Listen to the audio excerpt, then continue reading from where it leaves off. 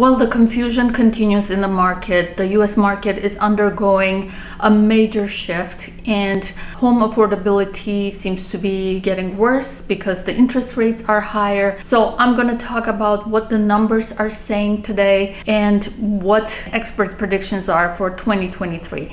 My name is Nune. I'm a Boston and surrounding towns real estate agent. So if you're thinking of buying or selling, please do not hesitate to reach out to me. I would love to help you. Subscribe and watch all my videos about all different wonderful communities in Massachusetts. The Fed raised the interest rates to control the inflation, and has it impacted it yet?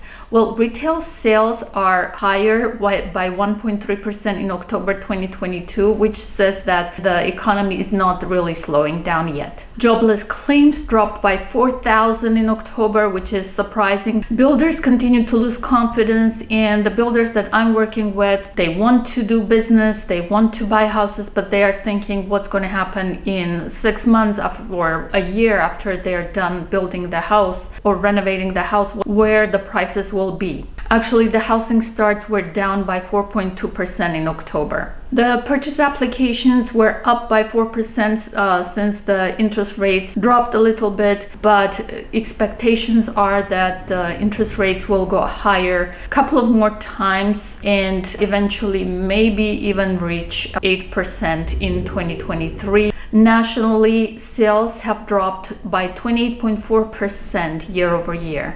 Unsold inventory sits at 3.3 months supply, which is compared to last year in October 2021, it was 2.4 months supply, which means how long it will take for the houses that are on the market now to be sold.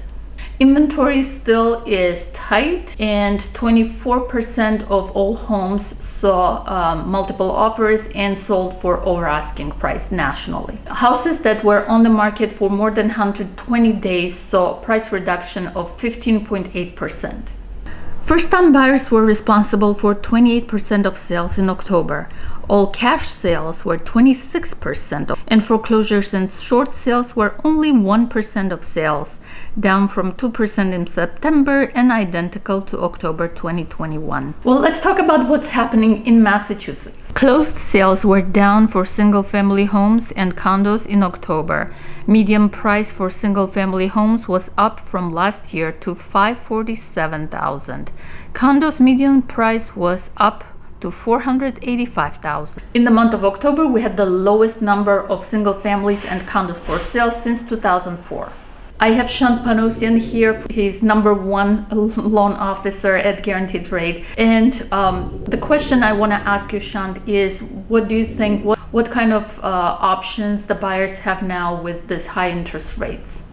Consider an adjustable rate mortgage. Educate yourself about an adjustable rate mortgage. It's a great way to fight kind of some of the affordability challenges that we're having. Adjustable rate mortgages generally are the most popular ones are 5, 7, or 10-year loans, or adjustable rate periods amortized over 30 years, and they can save you interest, decrease your mortgage payment, and ultimately bridge the gap until you either refinance your mortgage into a lower rate, which a lot of experts are predicting that rates are going to come down in the next 12 to 24 months, or sell your house. So if rates keep going up, you'll be happy with the rate you got. If they stay the same, then they stay the same. And if they come down, you'll be able to take advantage of it and get a better rate. So if you're a buyer right now, I would say, and you can afford it to buy with those high interest rates, the lender gives you okay, you should go and buy your home. Because first of all, you don't have the frenzy that we had 6 months ago or a year ago. So you have more choices, and you can negotiate the price. You can ask for closing credit. You can ask for repairs. You can do your inspection. You have the mortgage contingency. You have everything like in a normal balanced market. So that's the good news.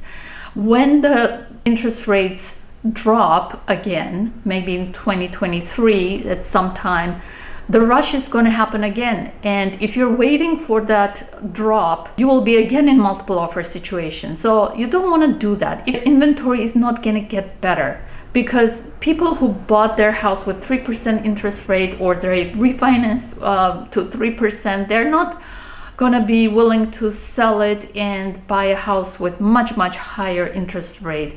You're going to have Again, very low inventory. That means the prices are not gonna go dramatically down, at least in Boston and the surrounding towns, unless we see humongous joblessness. Let's ask Shant to see what he thinks about the future, about 2023. Forecast for next year, there's going to be $2 trillion in mortgages written. So lots of mortgages going to be written, and millions upon millions of homes will be sold. So the market's certainly not frozen. We do expect home price appreciation to continue to increase in 2023. And every single time, if in fact we're headed into a recession, that almost always results in lower borrowing costs. And every single time rates come down, home prices continue to go up. So this is a great buying opportunity, although it might not feel like it.